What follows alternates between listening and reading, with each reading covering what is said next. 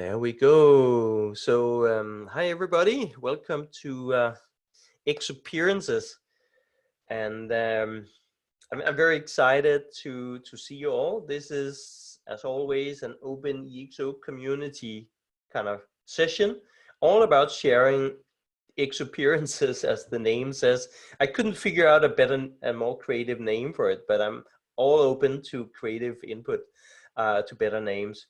So for now, it's called ExOperiences, and we talk about all sorts of things in relation to our exo world and what we all are trying to accomplish and the value we are trying to deliver and how to deliver and all of that kind of thing. And the topic for today we decided was a bit a bit about sales and positioning of EXO offerings that we all trying to bring to our respective clients and our shared clients, hopefully in some cases. And so how do we position ourselves in these COVID-19 days that are turning into weeks, that are turning into months, that are hopefully not turning into years, right? But hopefully we'll get to a point where we can talk about other main themes than COVID-19, but the disruption is happening, and that kind of resets a lot of things, I think, including how we position the exo world and exo offerings. So that's what I thought would be helpful to discuss today. How can we do this? What are clients out there open to do right now, and what are they less likely to do right now? And I invited my friend and partner in crime, Anne Riley, as you all know Anne, to join me in this conversation. And Anne and I have a lot of interactions with different kind of organizations, and so we have our thoughts and perspective, but this is a call about sharing experiences. So we are very keen to hear questions and challenges and solutions as well from every one of you on the call. So why don't we just go ahead with that? I would love to just begin just showing a few slides for housekeeping, because we have actually been doing these experiences calls for a while, and we started out. Let me see here. I can be very specific. I think on 22nd of August last year, that was the first experiences call with Dea and Augusto and Patrick, and we had a call again on 25th of September with Christina Maria and Francisco Milagres, and then in October with Wolfgang and Eunice, and then we had a December call, which I remember running from a street cafe in Bangkok, and that was very interesting. Those were the days where we could travel, and we thought, this exponential curve of excitement wouldn't stop, and it hasn't. But a lot of other things suddenly stopped with the COVID-19.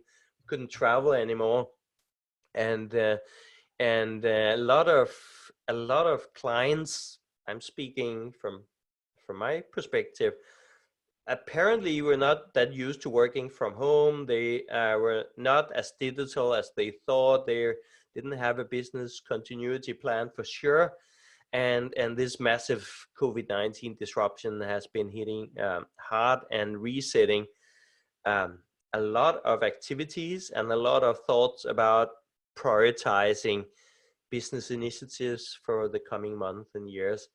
And that's an opportunity, I think, that we are good at embracing with our preparedness for change, and always looking at positive solutions, positive impact. we're not giving up. We always find new and constructive ways forward, and that is something I know, just to kick us off, is something that is being appreciated very much out in the industry. The mindset that we bring in to conversations, that we believe we can create a better future, but we need to play a role in it, and invest ourselves and our resourcefulness into making it happen. And others pick it up very quickly, get inspired by the mindset, and they join our amazing events like EXO World and other great initiatives that I know you're all doing, and jump on the back of our EXO movement, and that's fantastic, right? And now they're looking for, sometimes maybe at a more operational level, at how do we do these things, and you know, we're about to shut down businesses, so should we invest, should we pivot, should we just shut down and say thank you for the last 35 years? What is the next step, right? So there's a lot of work out there right now for all of us, plenty of it, but how do we position it? So that's kind of I think my opening here. I think maybe Anne, you would like to introduce yourself briefly, and then we can dive into specific questions around positioning and sales. Sure. I think I know quite a few of you. I'm Anne Riley. I'm based in Barcelona. I worked for about a year with the core team and helping with the sales efforts there. And then I've been working with Lars most recently in a couple projects, particularly one that we have going on in Morocco, and we have a disrupt session tomorrow. So lots going on. And in my past life, I have lived and worked in the US, in Asia, in Hong Kong and Singapore, then to San Francisco and Silicon Valley, New York, and moved to Barcelona with Yahoo, and then worked for another Silicon Valley startup company and opened up their 9 international sales offices. I think that throughout my career, I became hugely frustrated with the immune system across companies and countries.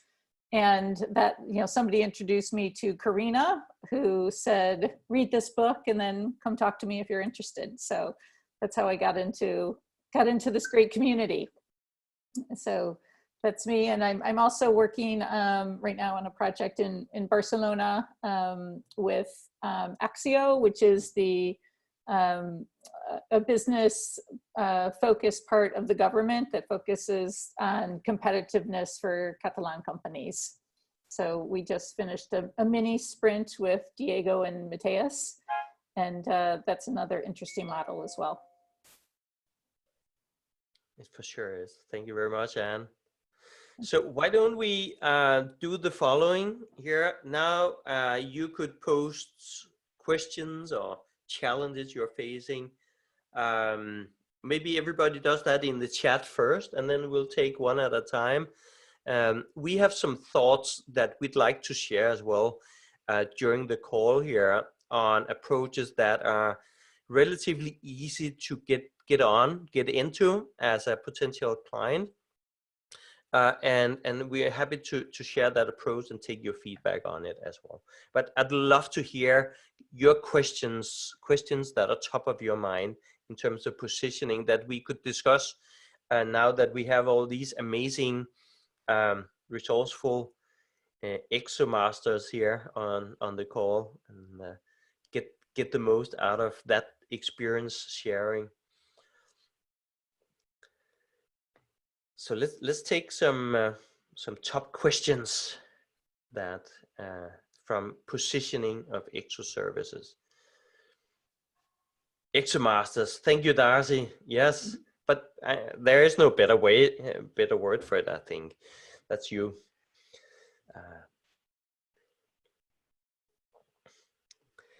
So while you're thinking about questions, maybe I could kind of take us into one of the rabbit holes of positioning right now. We have some offerings that we've been building together, right, as a movement, as a community for some years now. And I'm talking about the EXO sprint, 10-week sprint, and different varieties of that. And we have also been putting together workshops. Anything I've heard about 1-2 hour workshops to half-day workshops, 1-day workshops, 2-day workshops, and all sorts of variety of that as well. So these are the offerings that I think most of you, all of you, are out there selling and delivering, or considering to do it, or doing it successfully, or not doing it successfully but trying to, right? So this is one approach, and I think we are step by step getting better at that. And some of our previous ExOperiences calls are about that. How do we best do this? How do we best sell a sprint? How do we best deliver it? And what is it we should all learn to do, and what should we avoid, right? So we have another 5 or 6 calls already done on these things. So in the context of COVID-19 and work from home and business as usual being disrupted, I think it's time to look at what's the approach to go offer the transformation services that we all are able and very capable of delivering. And are there other approaches to and other offerings that are more relevant right now, maybe, or a better first step to get into the EXO world and to really understand the power of the EXO methodologies. And I think a good place to begin would be to discuss good ways to enter the EXO world, getting started, isn't it?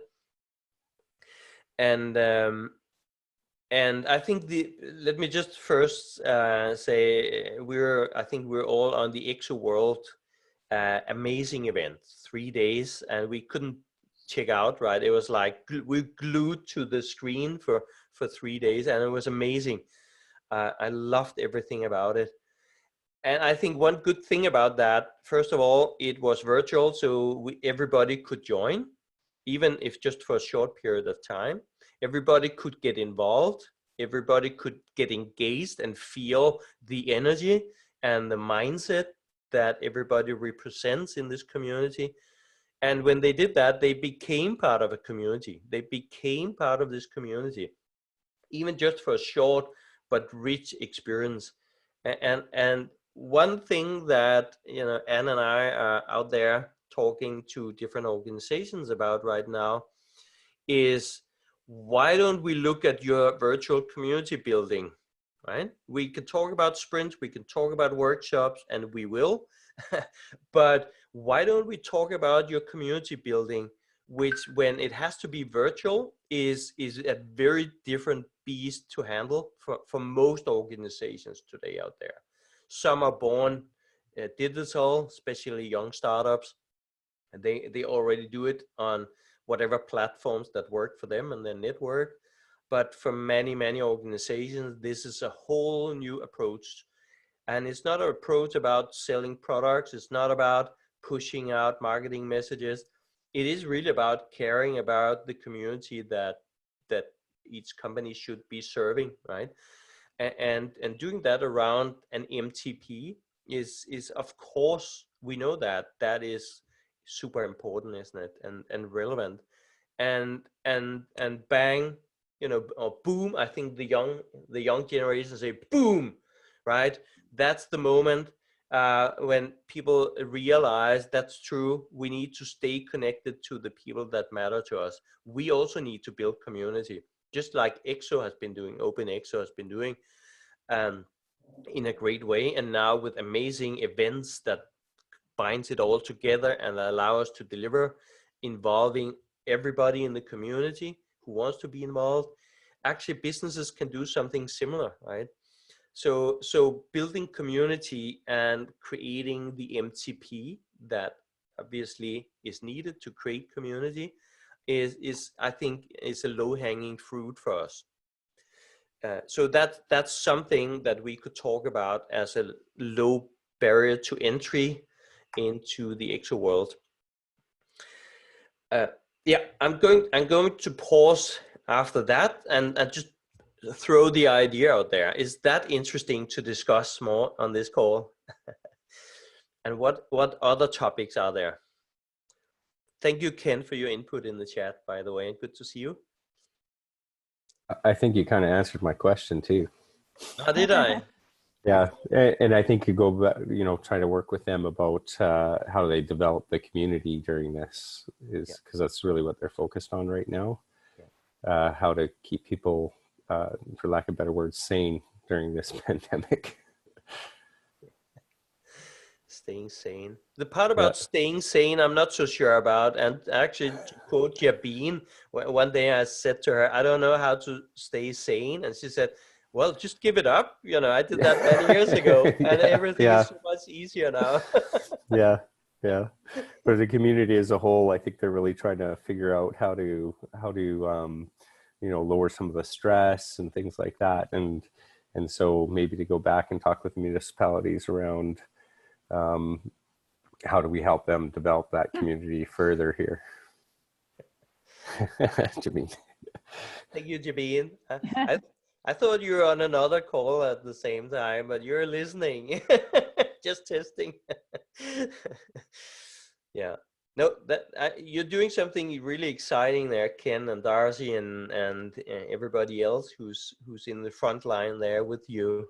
I think this is the way to go and care about the people, right? We've had some experiences. I don't know, Anne, should we talk a little bit about how disruptive this was in our sprint? Sure. Yeah. Yeah. Do you want to share a little bit of how people felt, when the Corona crisis suddenly hit and the lockdown and in the middle of a sprint and everything? Sure. I guess I have two experiences of it, and the one in Morocco that Lars and I are working on together. So we were in Morocco for the Awake and Align session the first week of March. So we slid under all of the lockdowns, luckily, and then I think we had 2 weeks of sprint. Yeah. And then there was the company did their own work from home a couple days before the country shut down.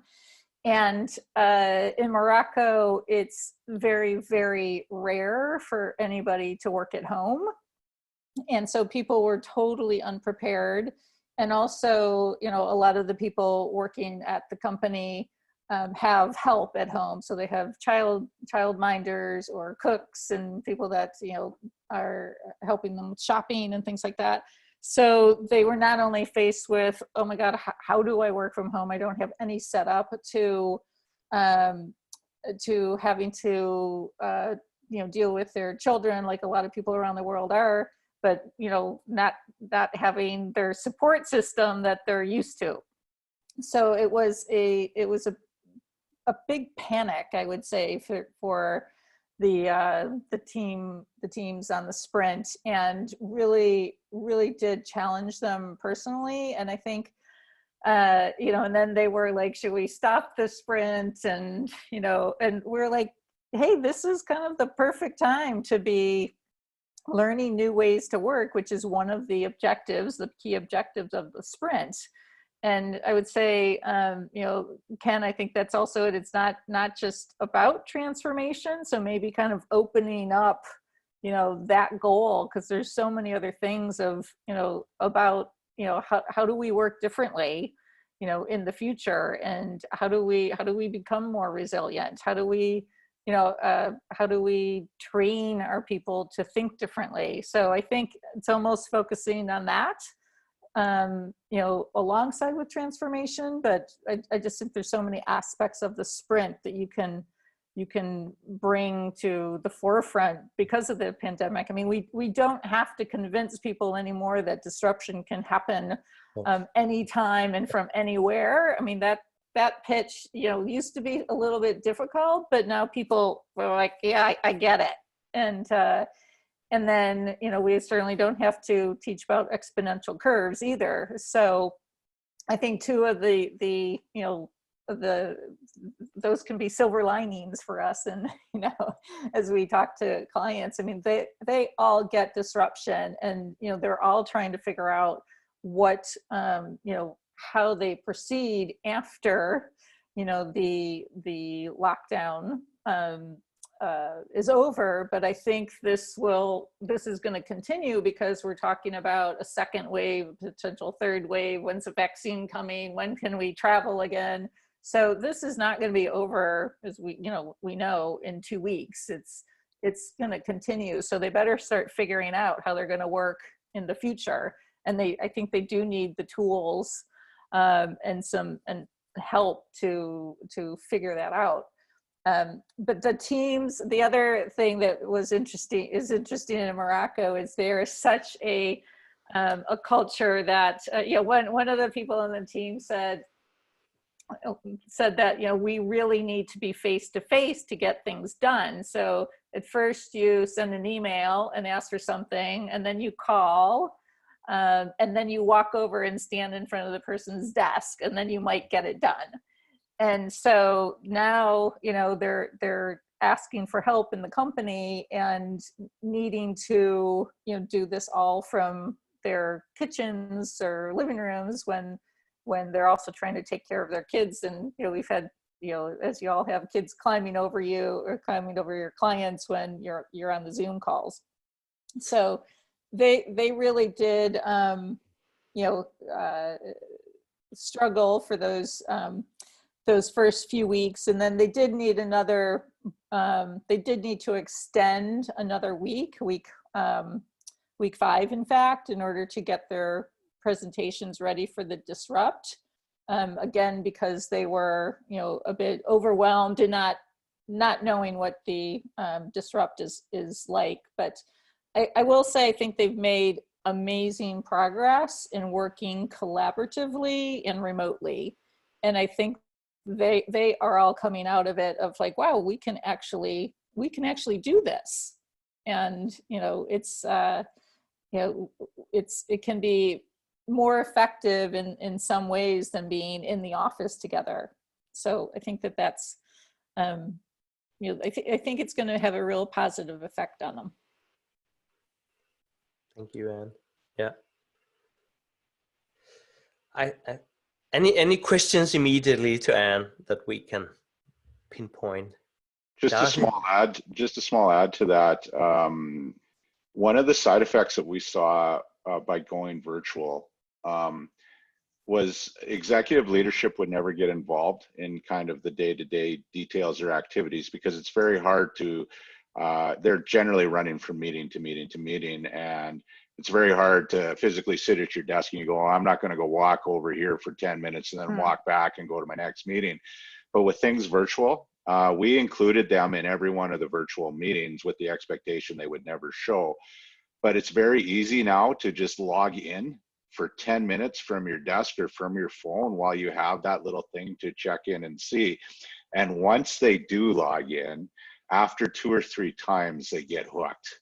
Yeah. And now it becomes part of their daily routine. And that was, so the challenge was always, how do we ensure executive leadership is engaged so that they're excited about initiatives and that they're supporting it and championing it beyond the end of the phase. And this was a side effect that we saw that seems to be very, very effective in engaging them in that excitement. So if you are doing any of that, I would definitely recommend in sending those little virtual meetings out to them as well, and just say, oh, just make it for 2 minutes if you can, but there's no obligation, and there'll be magic that happens.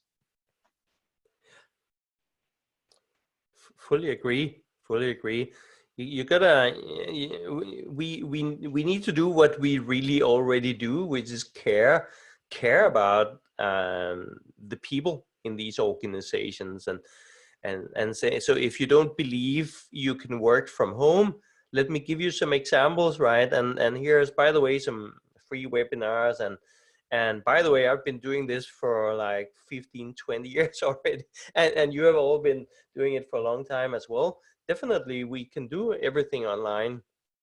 This was another challenge in our sprint, actually, that the teams were planning to go into the market to actually meet and interview their potential end users for their initiatives. And suddenly they couldn't go out, they couldn't travel, they couldn't do any of what they had thought they were going to do. And that became a bit of also an excuse sometimes, maybe, for not taking action and not moving forward, but they really believed we cannot do anything. So that became a nice coaching opportunity, right? To turn it around and say, well, everybody is in the same situation, and your own customers out there, they still need the value you deliver. They still need you. So how are you going to make that happen?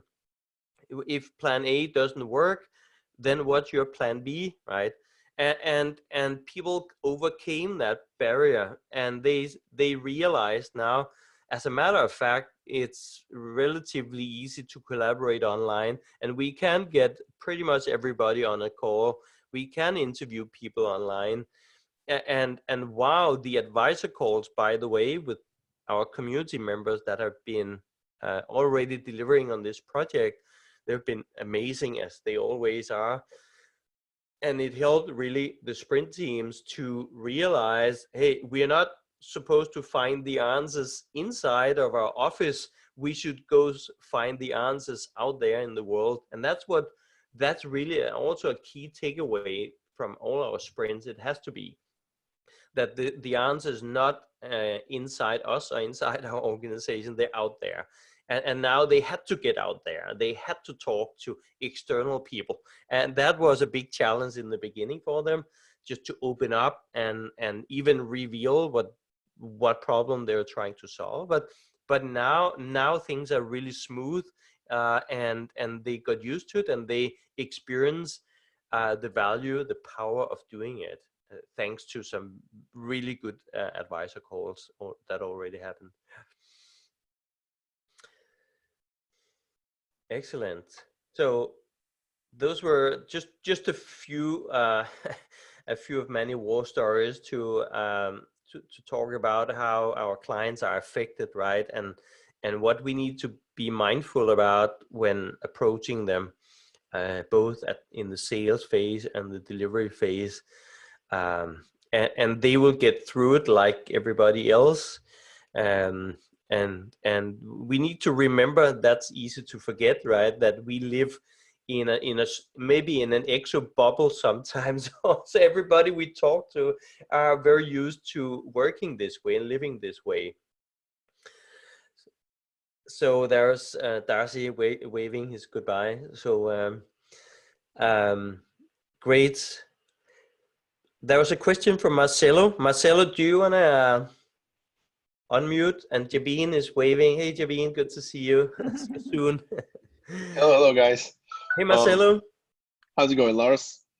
Well, I enjoyed the conversation here, but I should shut up and listen more, right? So now I'll listen to you, Marcelo. We'll talk about what you posted here in the chat, I think. So yeah, give me some more background on what you do. And so I've been I'm working towards my consultant on this, on EXO consultant starting on May, but I've been involved in trying to help my local businesses forever, and in these recent times I got a lot of hype on restaurants, and I live in Florida, so restaurant personal trainers, retail shops, thrift shops that have been struggling to find a good way to do the business during COVID and this closure. So I've been running several little awake pitches where I show them like what's the capacity that they have untapped.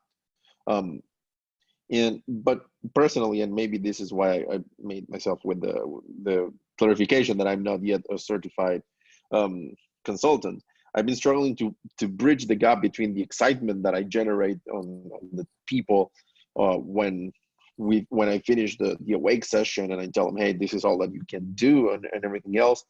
And of course, the thing that it's most clear to me is the EXO sprint, whether it's the 10-week or the 5 days. But it's still, I'm finding problems clarifying the value and how they are going to get a value out of any of the services that we can provide, not just the like going through the process with them being people that have run this experiment and that we have the experience to tell you, hey, you're not going in the right path. But I don't know, I'm having trouble putting that into precise words. So what do you experience? So you're doing your awake, and then what happens? So the people that reach out after the awake is like, this sounds awesome, and I do believe that there's a lot of room for my business to grow, but I don't see how to walk the path.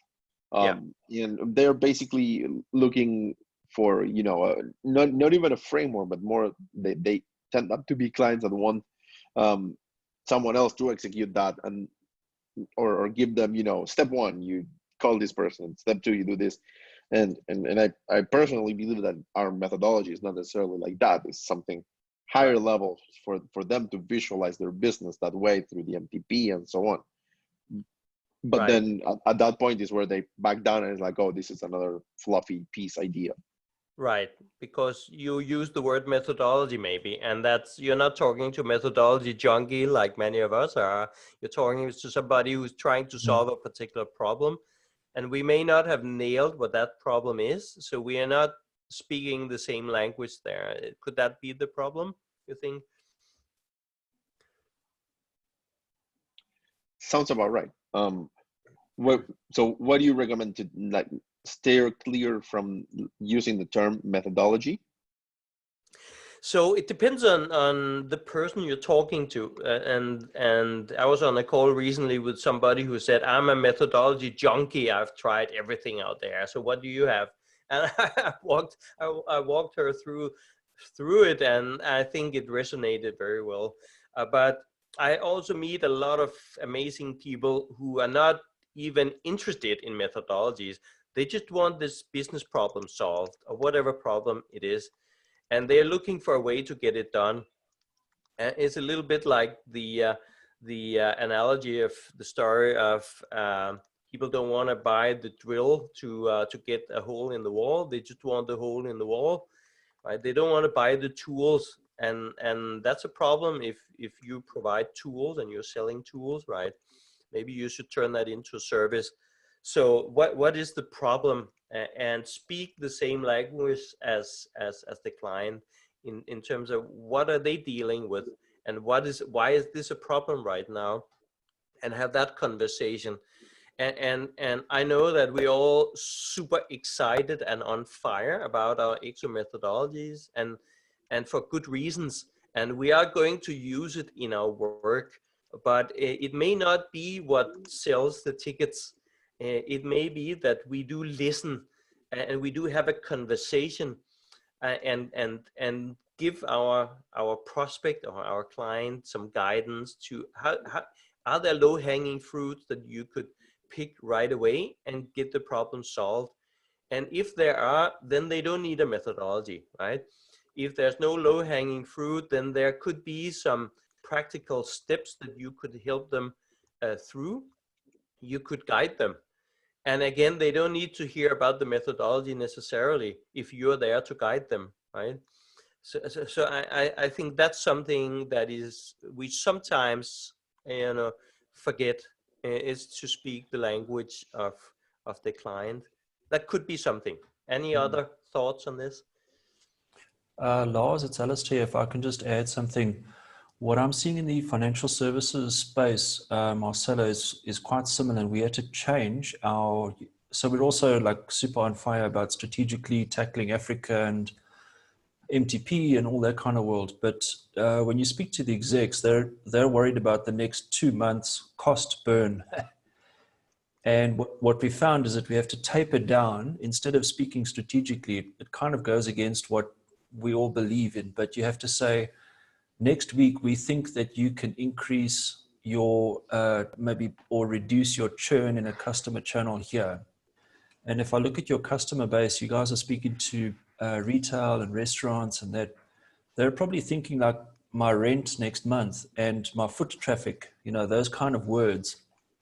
So we had to change some of our speech around, you know, linking channels to an MTP, for example. And the words that Lars mentioned just now about speaking their language, we probably spent 70% of the time using their words about like channel, churn, profitability per transaction. And then we would start kind of linking it to attributes before an MTP. For example, we spoke about staff on demand, and this might sound a bit strange. It's not maybe relevant to retail, but we spoke about using robots as staff on demand, and they connected with that immediately. It wasn't an MTP, but it was something they could do 30 days from now. And we basically had to experiment on those 10 dimensions and think about how can they cut cost or protect profitability. So I know it goes against everything that we believe, but those people are not thinking strategically right now. But if you give them an answer that says, you know, 1 week and 30 days from now, we actually use those words like 1 week from today and 30 days from now, we think this is what the world can look like, and then show them a picture of those 10 dimensions and just say, we think these 2 things here can do it. That seemed to resonate a little bit better. So it's not perfect. But that's no, actually, it sounds actually very, very perfect to me, because it has been my experience that I end up doing what you say, but of course the other way around, right? Going from the EXO attributes into their language, and that's when they have the bigger click. But I think that you're in a good place there with making sure that you tie it to a very close objective, while we keep the high level idea on what they could do with the EXO model. But it's like, don't forget about leverage assets. Like, let's think of how does it look for you, and how it would be a leverage asset without saying that term. And then kind of like walking the path through the attributes with their objectives, and then tell them, well, you see everything that I said, this is the attributes. And eventually, if you think of all of this as a cohesive unit, then you will end up with your MTP. Yeah, exactly. So for example, personal training, you know, this is, my world is far from that, but I would think about, for example, I saw something last week from EXO World where they said there's some fitness trainers that have brought on board some psychologists with music to do fitness training at home. And they've got 4 categories of music that allows fitness trainers to connect with people at home. So for me, I would think about, you know, you're leveraging other people's assets and staff on demand. Instead of using those words, we'd say, do you know there's some people in our network that have got 4 types of music that's a hook for you, which is a new channel at home? Why don't you try that, and we'll introduce you to that person. The psychology of music, you know, if you're like high energy or a quiet person, here's a way for you to get a new channel where they don't have to be in the same room as you, jumping around, you know, listening to music. So maybe just a suggestion, you know. Yeah. I loved it. Me too. Yeah, I have something to add besides Lars and Alistar said. I think that now it's when you put the t-shirt of consulting, it doesn't sell much. When you put the t-shirt of coaching, it's much better. And also to guide them without saying that this is a methodology, as Alistar said, just to show people and to be starting in a conversation where try to understand their needs.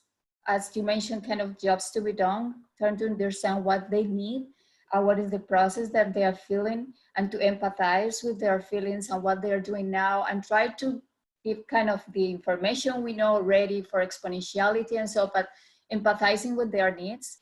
And not saying that I have the magic solution, but saying some people are doing this and it's working for them because this is the case that we've seen that is working, And people, when see that there is a case study that is working already for somebody else, they want to try something. So here, I can help with that. So it's a way to sell without saying I know it all, but I kind of have an idea, because now everything is different, and perhaps they don't already know their needs. But I think if we ask the right questions and try to understand their situation, we can guide them as a coaching team. Perfect. Yeah. Thank you, Olga. And by the way, hi again. Yeah, I was just waving to Ken, who had to leave. So, yeah. No, that's a good one, Olga. Great. But have you guys, for example, seen one of the struggles for SMBs, of course, is their cash flow, right? They don't necessarily have the deepest pockets. And one of the things that I'm looking for as one of the personal point of my MTP, which is trying to also bring this empowerment, this knowledge to everybody, is to find a way to get more people to work that are from Latin America that have lower costs, to be able to democratize a little bit more the EXO sprint and the EXO workshops. Yeah. So for this smaller company, sometimes looking at the coaching component, which is a little bit ethereal for them, it's like, what are you going to be doing with this coaching, and why should I basically pay you to do a coaching? I'm bringing this up because I actually had more success getting them interested in the consulting part, because they feel like there's a job description to that, rather than a sounding board. Was someone said to me recently about a coach, and it's like, well, I mean, coach for me, it's even a lot more than just a sounding board. But I've struggled to transform those people into the coach component. Is there any particular speech that you guys have in mind, or items that you go through to show them the value as a coach, that it looks more like a service than a consultant, that it looks more like a product that you do for a definite amount of time? I think they won't engage in your speech if they don't see value.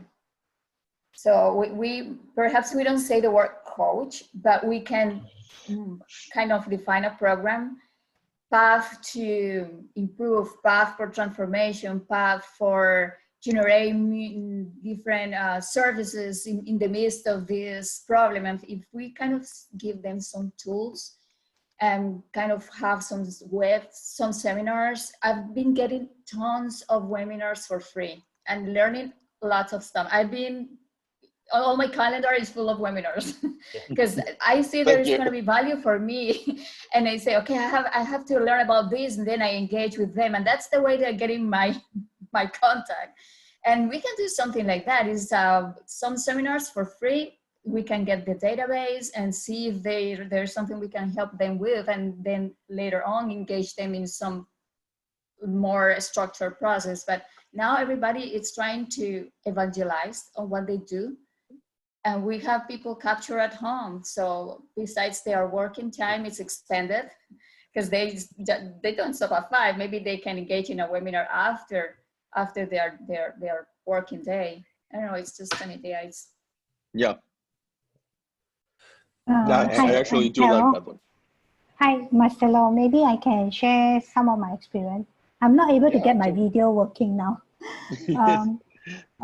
Okay, because I have been a consultant all my life, and then I joined a government agency where I started to provide a little bit more coaching.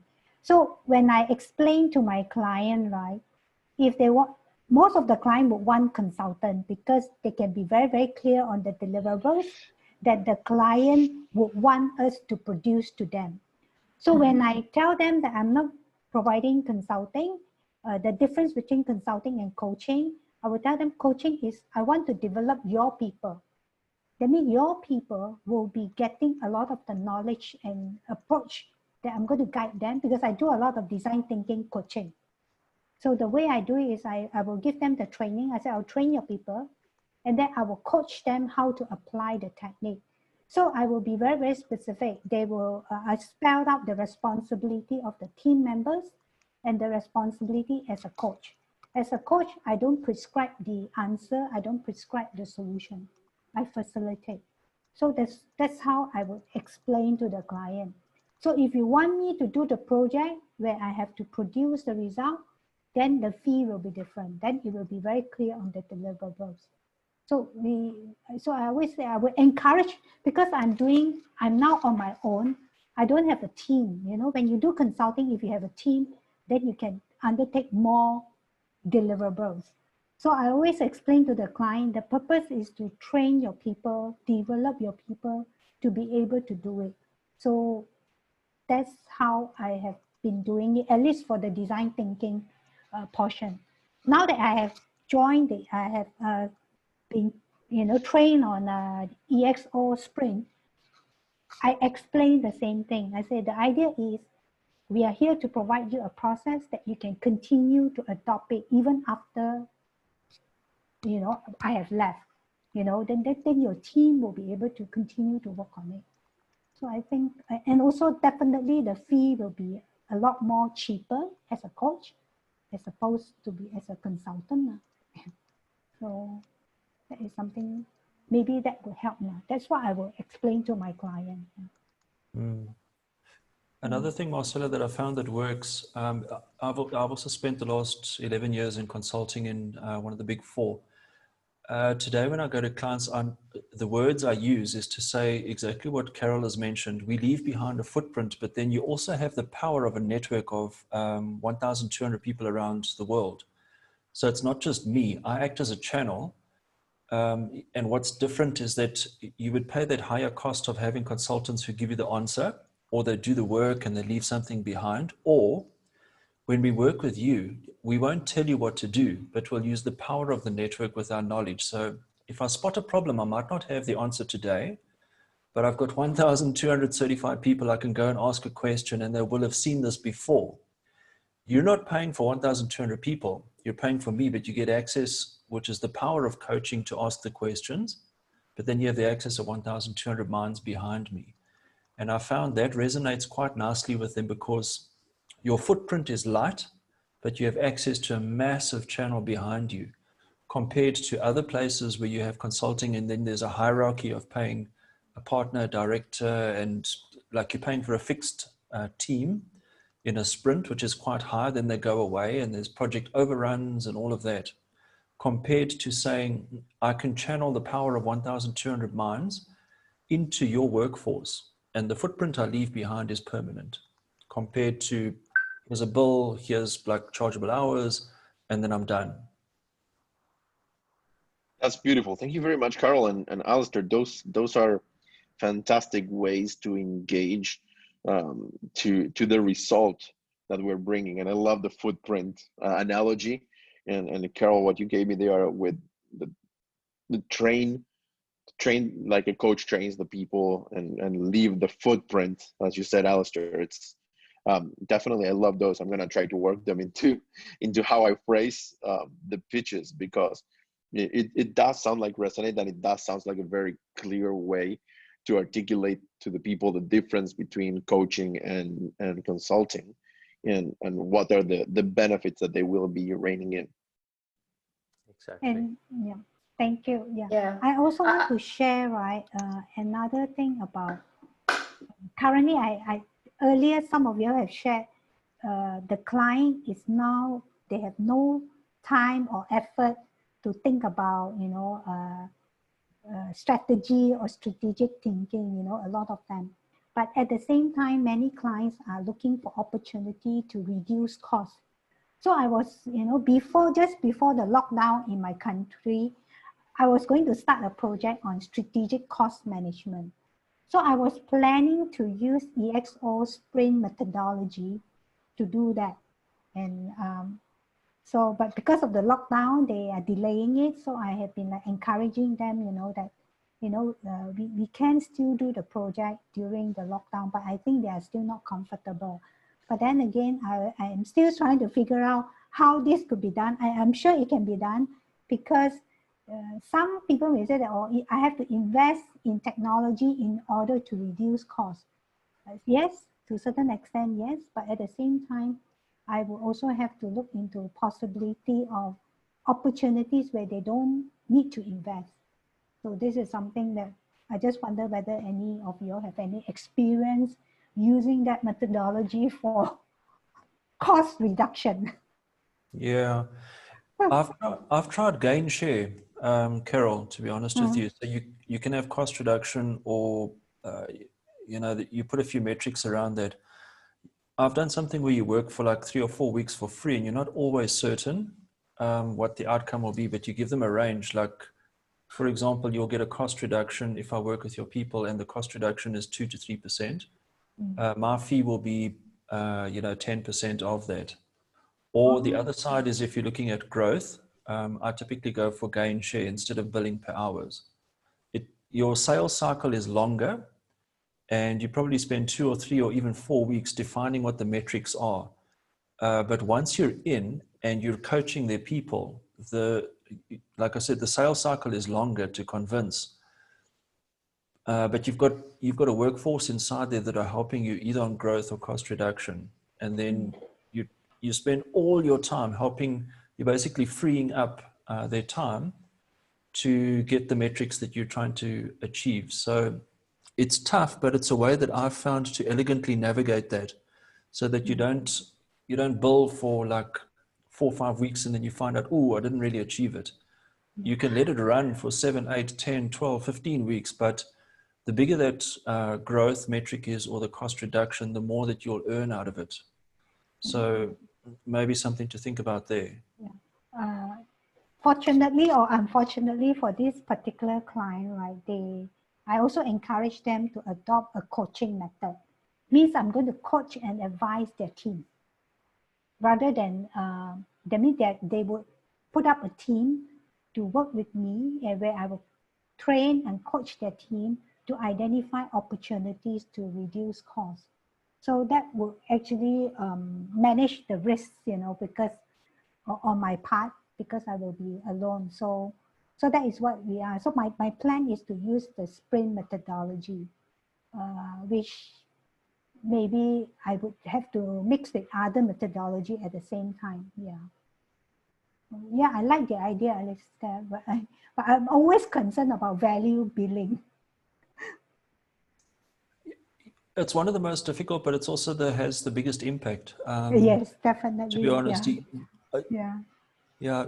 I think it's actually one of the most difficult things to do, but it Yeah. has the biggest impact. If what I've found is that if you get a senior leader to free up their people that that will work with you, so a third of their time is normally what I ask for. Okay. Otherwise, there's no contract. I need a third of their time to help deliver. And then you basically, I run around the building opening up blockages, basically. And then it sounds weird, but that's where you spend your time, because nobody else in the organization gets paid to remove blockages, because leaders are in meetings, they're too busy, they tell someone else to do it, and things like that. That's good. I should stay connected and get more lessons from you, Alistair. I don't know about that. It's what I've just described is tough. It's really tough. I know. Yeah, thank you for sharing. Yeah, sorry, Olga. All this is kind of assuming that we are kind of inside already in the we are working on the project. If I could just rewind a little bit to talk about the whole funnel management, because Marcelo, you're working on a very interesting opportunity, I'm sure, and you're going to nail it, and we'll help you nail it, right? So, but there's a funnel management approach, I think, that's important to keep in mind also. Alistair talked about the sales cycle, and I very much agree about that. Probably the fastest sale I have done of EXO sprints was 4 months, and some have taken 6 or 8 months to sell, right? So you need multiple opportunities if you want to, for example, make a living of running sprints. You need to have a number of horses in the race,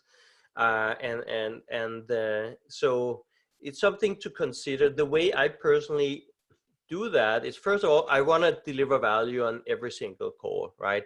And that's something that's important for me. It always was, and it always pays off, because at some point, those people you help, they will come back to you. They're not coming to anybody else. They're coming to you because you helped them out. You gave them some valuable advice. You connected them to somebody. You onboarded them at OpenEx or whatever it was you did for them. They will remember that. It's something we feel, and that's how we connect. And so I spend a lot of time doing things I'm happy about doing, which is to give advice, to say, hey, you should talk to Alistair, or talk to Marcelo, or talk to Carol, or Olga, because they are the right, that's the right person to help you on this particular thing. And as Alistair also said, you know, never work alone. That's how I usually say it. Never work alone, and that applies for you as well, Marcelo. Always bring in the whole community in your conversation. At least tell your client about them, that they're getting so much more than you. They get you, but they get, you know, a world of insight and support and guidance, right? And so actually there's a lot of low-hanging fruit to give away to prospects that, you know, they're not going to buy anytime soon, but you want to help them.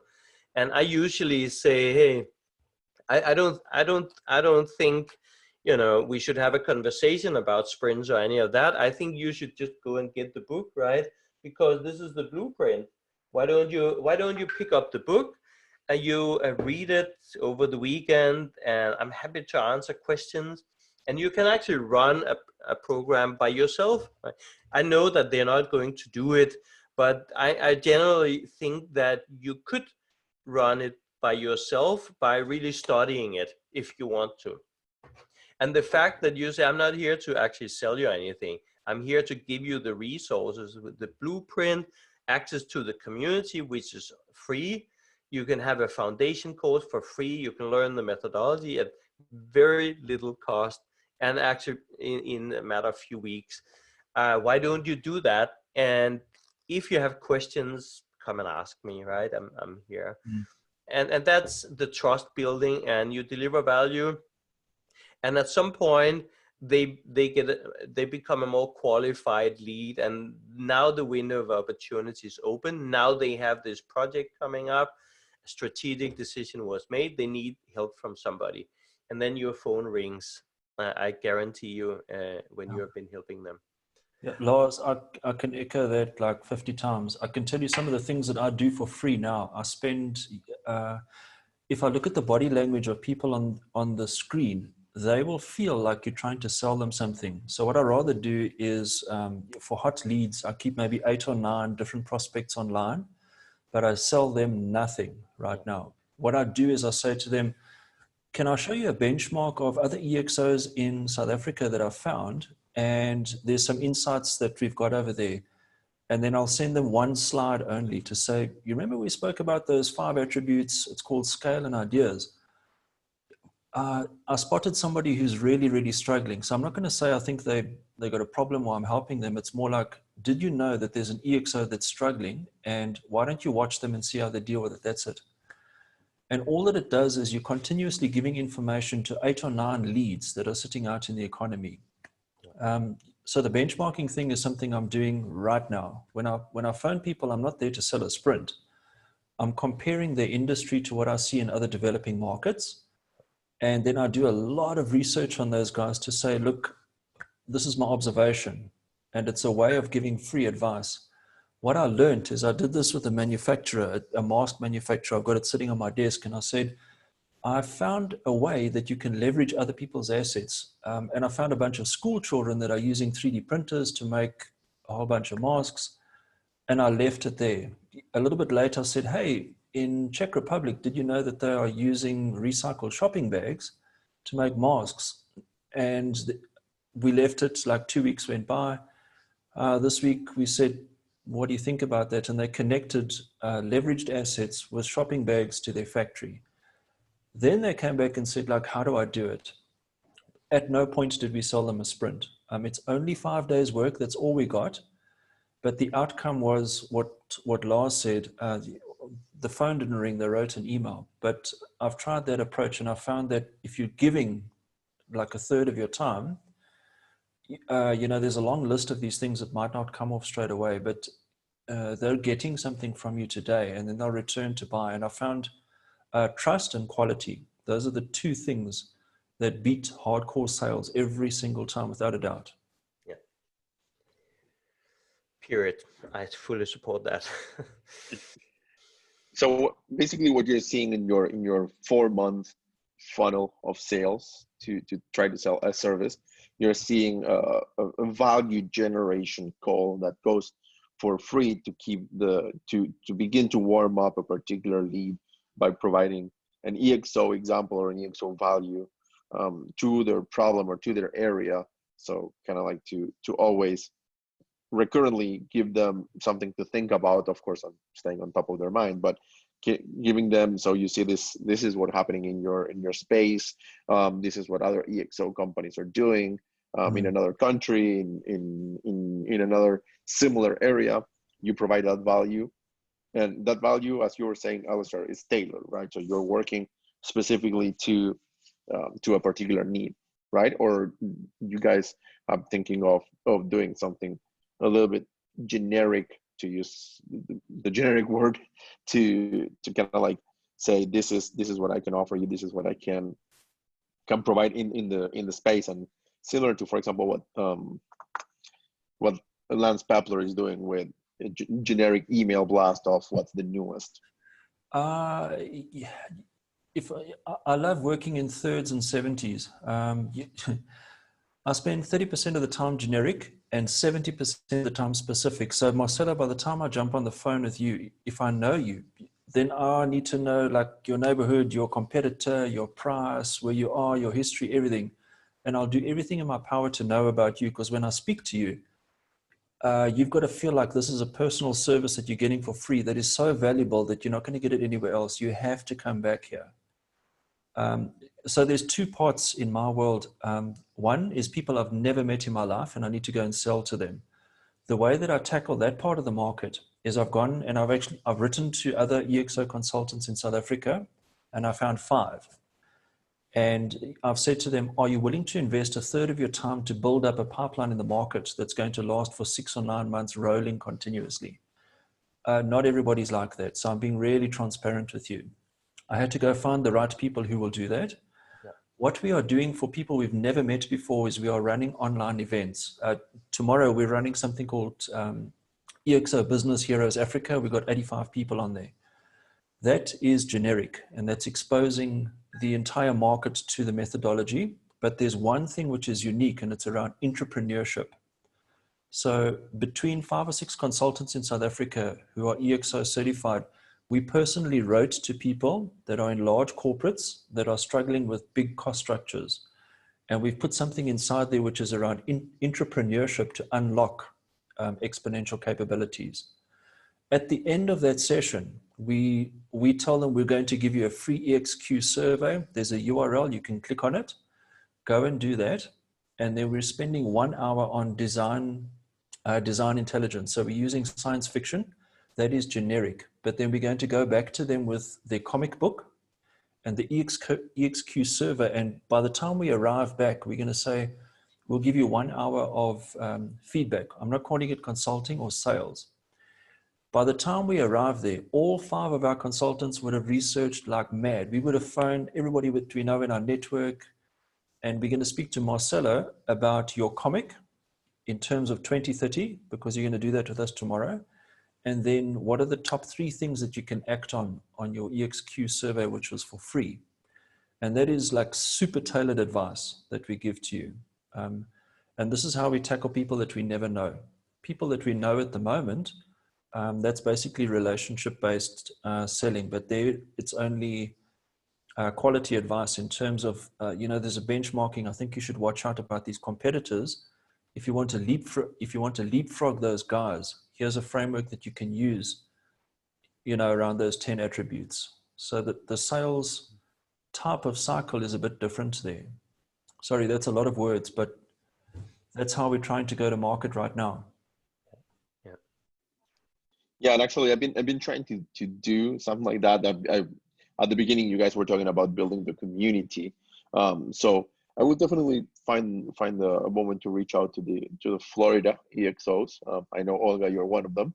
So to find a way to kind of like become for everybody that catalyst for probably smaller businesses that are around, and then find a way. I do really like the idea of 1 hour of feedback. It's a good term that doesn't sound salesy, but it gives you the time to do that research on the companies.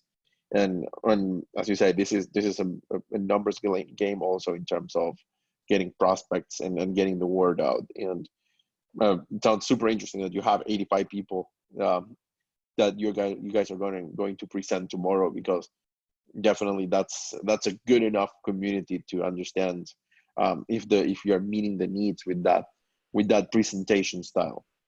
Yeah, let's see. I mean, I'm very happy to give you feedback. 1 week ago, I put up my hand and I phoned 5 EXO consultants, and then I just wrote to maybe 300 people, and 85 responded. So I took a real flyer. We might fail, to be honest, but I'm quite willing to go first and see what happens with the rest of the EXO consultants we've got tomorrow. And like, if we don't go first, who will? Was my question to the other consultants in South Africa. So Exactly. I believe those people that are willing to fail are also the same people that are probably going to get a measure of success later. So Absolutely. maybe a bold statement, but I'm more than happy to share, what we see and what comes out of that. Right. Yeah, absolutely. It would be amazing. I mean, building community, I think it's building the awareness to people is one of the things that I believe it's gonna help us get the word of EXO out and kind of like grow. It does. Yeah, I find that a great experiment to try. Maybe that's a good formula for other countries. It would be great to know which was the outcome after doing your speech tomorrow. Yeah, you'll see. If you visit me on LinkedIn, you'll see what's happening over there.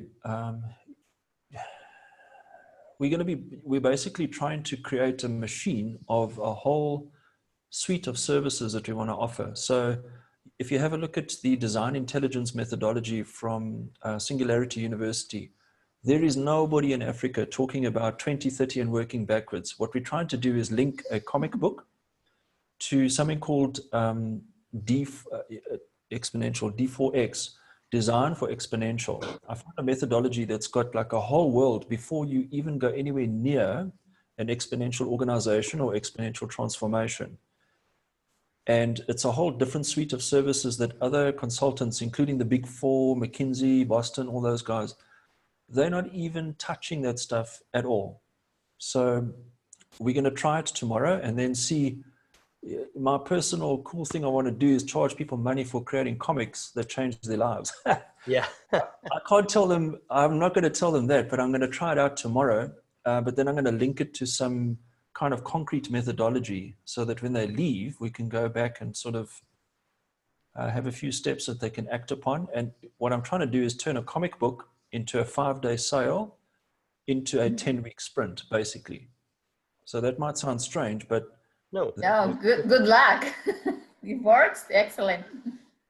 yeah, like I said, we might fail, but I'm being really, really transparent with you guys, just so that you know what we're trying to do. Yeah. No, I can see it. I think it makes perfect sense. And by the way, this game is not about being a consultant or a coach or a something else. It's about finding a creative way to help our clients in whatever situation they're in. And that's really the game that we need to be playing. And we need to stand out also. It's easy to stand out even in a red ocean, but the comic book thing could be the thing that visualizes the problem and also the solution that makes it fun and engaging to be together around the project. And it can have a lot of other positive effects. I'm sure it will. I think it will be successful, Alistair. And regardless, is the one that runs the experiment that acquires the learning. and that will be the having the successful outcome. So that's is the right experiment to run. Definitely, I will follow from the sideline as well, to learn I from. don't know. Like I said, my biggest, I was worried we'd only get 20 people. Now we've got a lot of people. Now I'm worried that we fail in front of 85 people.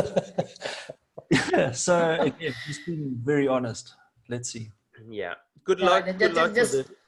Yeah, just show yourself like very knowledgeable, very open, empathizing, and let's stick with the people. People appreciate that. Yeah, People appreciate definitely. that. Yeah, we're in the same boat, and we are here Just to be help. And transparent like you are, Alistair, and say this is an experiment, right? And people will be the ones who are excited about that and who are willing to try will be the ones joining, and then expectations are fully aligned, and then you cannot fail. Then you can only learn together. yeah. I just a quote that I listened yesterday from a webinar in LinkedIn, and the guy that was doing the performance at the end, he said something that resonated that I'm gonna copy on my presentations. And he said, you know, guys, thank you for having you here. I'm trying to get good at this, and I really appreciate if you type on the chat the aha moment from my presentation and what do you think I can improve with this presentation. Yeah. Wow, I thought it was so humble, so open, and something that I'll keep on doing with my presentation. Very good information. It Yes. is, yeah. Great. We will need to wrap in a few minutes here. It's been an absolutely fantastic chat here. A lot of experience sharing, and to be continued. So I'm going to send out invites again when we do this session again, and I hope to see you all again. I just want to share, just for inspiration, if it helps in your unique way of positioning yourself and your offerings. Just share a few screen shots here of what I do and what I find very exciting to be doing. And it's not about really selling sprints or workshops, but I build virtual communities around an MTP. And it doesn't have to be this. I could do something else without my clients, and I do something else. But this, I can tell you, building these virtual communities right now makes so much sense in every industry with everybody. And people say, wow, I could easily do this, and you could set up a Facebook group or LinkedIn group or put up a Mighty Networks platform or whatever you want to do. It's either free or very inexpensive. Then there's the whole thing about community building, which is not as straightforward, but it can be done. And that's what I do, right? And I use EXO attributes to build the supportive community around whatever my client wants to do, and bring in the people, and they bring in their network, and boom, right? We have a community, and you cannot do anything alone. You need that community, and our clients don't have it. They have never realized they need it, but now they see it, and they've got it. And I can tell you, it's just a quick thing. I might have to make it a cliffhanger for today, but it's like, I'm inspired by the different challenges that are running, and many of our community friends are running challenges. And this opportunity came up, a shipping company that, I've been talking to for a while, and they decided not to take action. That was easier. And then Corona hit them big time. And then my phone rang, and they said, we got the awakening now. We can skip that part. What's next, right? And I said, why don't we run a challenge? And as part of that, we need a platform. We need to bring people online in maybe the EXO world kind of style. We run workshops and maybe run more or less a sprint or something else. Obviously with the EXO methodologies, but do it virtually, build a community around your challenge, and bring in students and competitors and adjacent industries and whoever's interested in solving this problem. And I just got a message after my last chat with them, and they brought the whole board. They brought 35 executives from across the shipping company into a call to identify challenges, specific challenges. It turned out to be sick crew members on ships that cannot get access to doctors. They will not be let aboard because of the corona thing, locked borders and all that. So we want to find creative ways, and also talk to regulators and insurers and travel agencies and everybody to come up with solutions where we can safely get a doctor on board a ship or get sick crew members to a doctor. That problem was something everybody pointed at, and we agreed across the whole shipping industry, this is a big challenge right now. And nobody can accept that this is a problem, but it is. So we are going to solve this by building a virtual community very quickly, globally, and bring everybody in on a 3-day virtual challenge to solve for this. And this is something I'm personally working on right now. So just for inspiration, you can do the same thing with your clients. And they will feel comfortable that they're getting a community, and they will be the ones standing up and taking the lead on something that's important for everybody, and that's people's safety and well-being. So just to close with that, I hope this will inspire everybody to find your unique way of positioning yourself and use the EXO mindset and attributes to your unique advantage. And I look forward to see you again on the next ExOperiences for more great conversations. So with that, I need to wrap, but thank you all for being here. It was awesome to see you and discuss. Thank you, Lars. Yes, it was awesome, guys. Thank you. Thank you very much. I hope it's helped everybody.